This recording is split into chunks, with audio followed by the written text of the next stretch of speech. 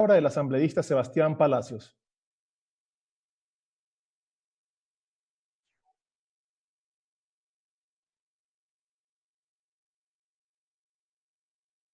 Gracias, presidente. Creo que ahí me escuchan. Le escuchamos, asambleísta, claro. Muchas gracias por darme la palabra. Un saludo, asambleístas. Una buena tarde.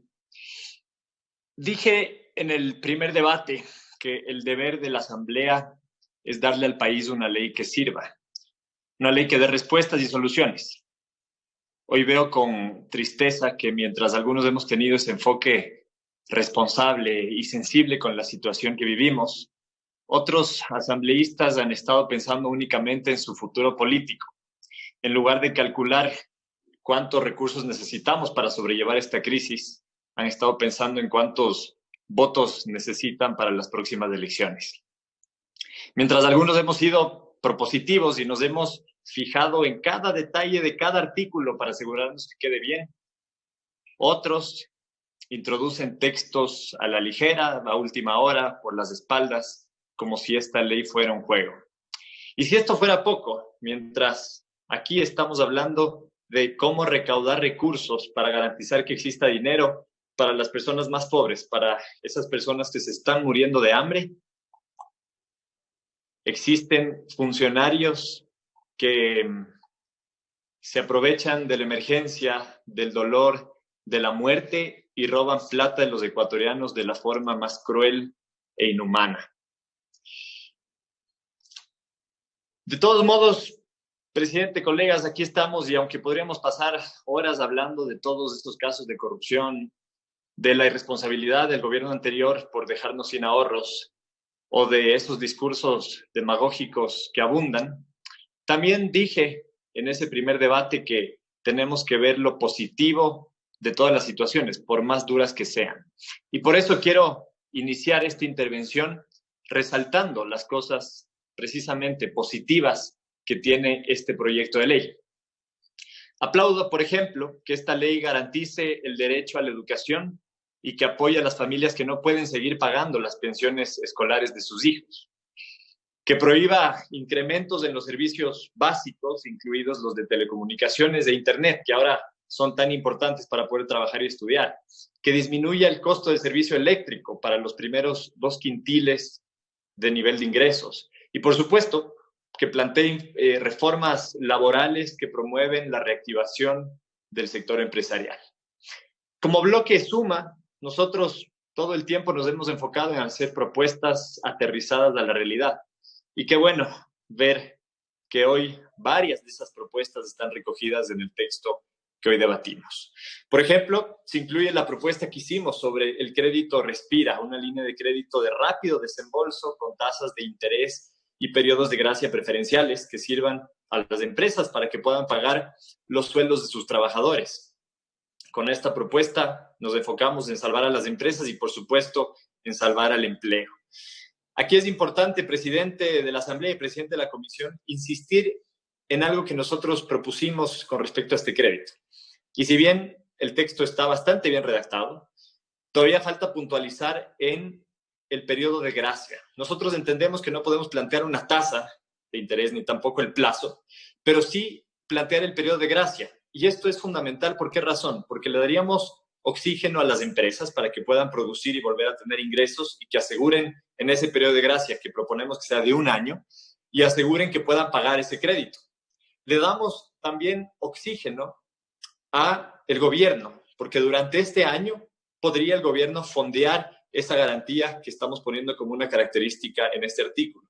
Y también le damos oxígeno a la banca, porque no tendría sentido dar créditos de que en 2, 3 meses empiecen a cobrar y que las empresas no las paguen. Tendríamos un montón de empresas morosas y ese no es el sentido del crédito propuesto. Por eso quiero insistir que en el artículo que se habla sobre los créditos productivos incluyamos ese periodo de gracia de 1 año o 12 meses, como prefieran colocarlo. Propusimos también como movimiento la implementación de mecanismos tecnológicos en entidades del sector público para evitar, a medida de lo posible, la presencia física de los usuarios para realizar trámites administrativos y judiciales. Se contempla también nuestra propuesta de líneas de crédito estudiantiles con condiciones preferenciales, así como la posibilidad de reestructurar las obligaciones que mantienen por esos créditos con una remisión de intereses y recargos por 6 meses. También pensamos en los arrendatarios e hicimos una propuesta en materia de inquilinato para que durante la emergencia sanitaria no sean desalojados por falta de pago. Eso está en el texto que hoy debatimos. Y finalmente, para evitar el sobreprecio en alimentos que consumimos todos los días, planteamos que se establezcan políticas temporales para regular los precios de estos productos en la canasta familiar básica. Aquí aprovecho también para solicitar que se haga un ajuste en la redacción de este artículo, el artículo 19 del proyecto de ley, para que se refiera únicamente a los artículos del a los artículos del grupo de consumos de alimentos y bebidas de la canasta familiar básica. Es importante hacer esa puntualización. Todos estos planteamientos han hecho que esta ley mejore, sin duda, pero así como hay cosas buenas en el proyecto que alivian a los ciudadanos y a la economía del país, hay otras que les da la espalda y que empañan completamente este proyecto. Yo no entiendo cómo es que, sabiendo que hay miles de desempleados, que las empresas están al borde de la quiebra, se les ocurra tratar a los contribuyentes como delincuentes. Si la idea de esta ley es darle la mano a las empresas, no hundirlas más. Qué bueno que se haya eliminado la dichosa disposición transitoria 15, que algunos asambleístas ya le han comentado, y que por cierto fue un papelón para esta asamblea, hay que decirlo así. Pero se les olvidó las disposiciones generales 11 y 12, que tienen exactamente el mismo espíritu. Es inentendible, por decirlo menos, que en este momento en el que debemos ser creativos, innovadores, pensar en el futuro, se quiera retroceder con estos artículos. Yo me pregunto, ¿en qué ayudan estas disposiciones de la reactivación económica? En absolutamente nada. Por eso, con el mismo argumento con el que se eliminó la disposición transitoria 15, yo quiero pedirle al presidente de la comisión que se eliminen estas dos disposiciones generales. El ecuatoriano es solidario por naturaleza. Creo que ese espíritu no nos lo quita nada ni nadie.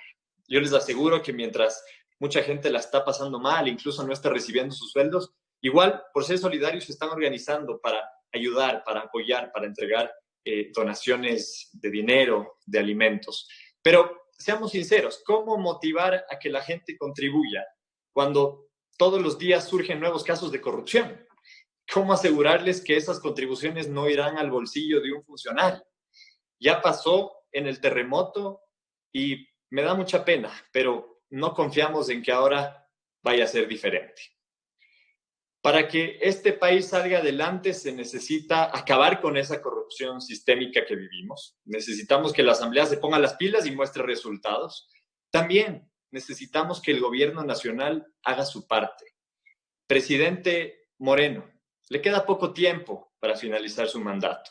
Le pedimos que por lo menos deje un gobierno ordenado y económicamente eficiente. Hay cosas que se pudieron hacer en estos 3 años y no se les ha hecho hasta ahora. Además de las medidas contempladas en esta ley, es importante que el gobierno dé soluciones a mediano y largo plazo que sostengan todos estos esfuerzos. Es momento de tomar decisiones sobre la focalización de los subsidios, de la reducción del tamaño del Estado, deshacerse de una vez por todas de esas empresas públicas que funcionan a pérdida. Hay varias propuestas interesantes que ha presentado el sector productivo. Presidente, atiéndalas y actúe. La reactivación del país no es un juego, es necesaria y es urgente. Para mis colegas que están ya pensando en la campaña electoral, les recuerdo que la única campaña en la que deberíamos estar enfocados es en salvar vidas, empleos, emprendimientos y empresas. Esta ley no es del gobierno ni de la asamblea, como algunos pretenden mostrarla. No debe beneficiar a unos pocos ni hundir a otros. Esta ley debe ayudar al dueño del micromercado más cercano, al que todos los días sale para ganarse la vida, al comerciante autónomo, al emprendedor, al empresario, a todos los que han sido afectados por esta crisis. Esta ley debe ser un respiro para todo el Ecuador. Al menos así la estamos viendo nosotros. Muchísimas gracias.